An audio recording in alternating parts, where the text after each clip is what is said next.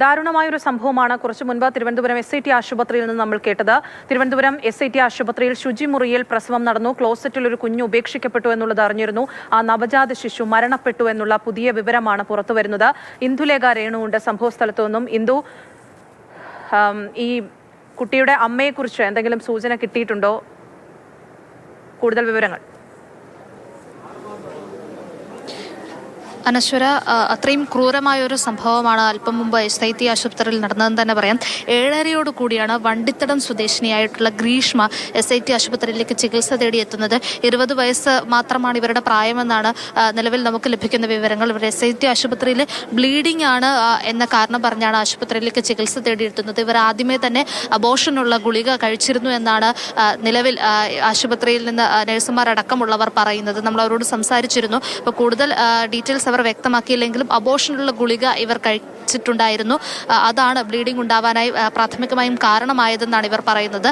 ആശുപത്രിയിലേക്ക് എത്തുകയും ഈ കാണുന്നതാണ് ഇവിടെ ഈ വെയിറ്റിംഗ് ഏരിയ സ്ത്രീകൾക്കായിട്ടുള്ള. ഇവിടെ അവർ കാത്തിരിക്കുകയും ചെയ്തു. അതിനുശേഷം അതിന് സൈഡിലായി കാണുന്ന വാഷ്റൂമിലേക്ക്, ശുചിമുറിയിലേക്ക് ഈ പെൺകുട്ടി കയറി പോവുകയുണ്ടായി. ഏകദേശം 1 മണിക്കൂറോളം സമയം ഈ പെൺകുട്ടി ഈ ശുചിമുറിയിൽ ചെലവഴിച്ചിരുന്നു. അതിനുശേഷമാണ് ഇവർ പുറത്തേക്ക് ഇറങ്ങുന്നത്. ഇത്രയും നേരമായിട്ട് ഈ പെൺകുട്ടി അകത്ത് പോയിട്ടും പുറത്തേക്ക് ഇറങ്ങാത്തത് എന്തുകൊണ്ടാണെന്ന് പുറത്തിരിക്കുന്നവർക്ക് സംശയം തോന്നിയിരുന്നു അപ്പോൾ തന്നെ. അതിനുശേഷം ഈ പെൺകുട്ടി പുറത്തേക്ക് ഇറങ്ങി വന്നപ്പോൾ ബ്ലീഡിംഗ് അമിതമായി ഉണ്ടായതായി ഇവർക്ക് മനസ്സിലായി. കാരണം വസ്ത്രത്തിൽ മുഴുവൻ രക്തക്കറയുള്ളതായി ഇവർ കണ്ടു. അങ്ങനെയാണ് ഈ പെൺകുട്ടിയെ പിടിച്ചിരുത്തി ഇവിടെ ഉണ്ടായിരുന്ന ആളുകൾ കാര്യം തിരക്കുന്നത്. അപ്പോഴാണ് പറയുന്നത് ഇത്തരത്തിൽ കയറിപ്പോകുമ്പോൾ നല്ല രീതിയിൽ വയറ് തോന്നിച്ചിരുന്ന പെൺകുട്ടി പുറത്തേക്ക് ഇറങ്ങി വന്നപ്പോൾ എന്തോ ഒരു അസ്വാഭാവികത, അതായത് കയറിപ്പോയ അത്രയും വയറ് തിരിച്ചിറങ്ങി വന്നപ്പോൾ ഇല്ലായിരുന്നു എന്നാണ് ഇവർ പറയുന്നത്. ആ ഒരു രീതിയിൽ തിരിച്ചിറങ്ങി വന്ന പെൺകുട്ടി, അതുമാത്രമല്ല വസ്ത്രത്തിലാകെ രക്തവുമായിരുന്നു. അങ്ങനെയാണ് ഇവർ കാര്യം തിരക്കുന്നത്. കാര്യം തിരക്കിയപ്പോഴാണ് ഇത്തരത്തിൽ താൻ ഗർഭിണിയായിരുന്നുവെന്നും ഇത്തരത്തിൽ അബോർഷൻ സംഭവിച്ചു പോയെന്നും താൻ ശുചിമുറിയിൽ പോയപ്പോഴാണ് ഇത്തരം ഒരു കാര്യം സംഭവിച്ചതെന്നും പെൺകുട്ടി വ്യക്തമാക്കുന്നത്. അപ്പോൾ തന്നെ ഇവർ ആശുപത്രിയിലെ മറ്റ് അധികൃതരെയും അതുപോലെ തന്നെ പോലീസിനെയും ഫയർഫോഴ്സിനെയും ഒക്കെ വിവരം അറിയിക്കുകയായിരുന്നു. ഫയർഫോഴ്സും പോലീസും ഉടൻ തന്നെ സ്ഥലത്തെത്തി. പിന്നീട് ശുചിമുറി പരിശോധിച്ചപ്പോഴാണ് ഇത്തരത്തിൽ കുട്ടി ഉള്ളിലേക്ക് പോയിട്ടുണ്ട്, അതായത് കുട്ടി ക്ലോസറ്റിനുള്ളിൽ വീണതിന് ശേഷം ഫ്ലഷ് ചെയ്യപ്പെട്ടിട്ടുണ്ട് എന്നുകൂടി മനസ്സിലാക്കുന്നത്. അതിനുശേഷം ഫയർഫോഴ്സ് ടോയ്ലറ്റിന്റെ ഈ ടാങ്ക് പൊളിച്ചാണ് കുഞ്ഞിനെ പുറത്തെടുക്കുന്നത്. കുഞ്ഞ് ആ സമയമാകുമ്പോഴേക്കും മരണപ്പെട്ടിരുന്നു. കാരണം ഇത് സംഭവിച്ചിട്ട് അരമണിക്കൂറിലധികം നേരം കഴിഞ്ഞിട്ടാണ് പെൺകുട്ടി പുറത്തേക്ക് ഇറങ്ങിയത് തന്നെ. അതുമാത്രമല്ല, പെൺകുട്ടി അവിവാഹിതയാണ്.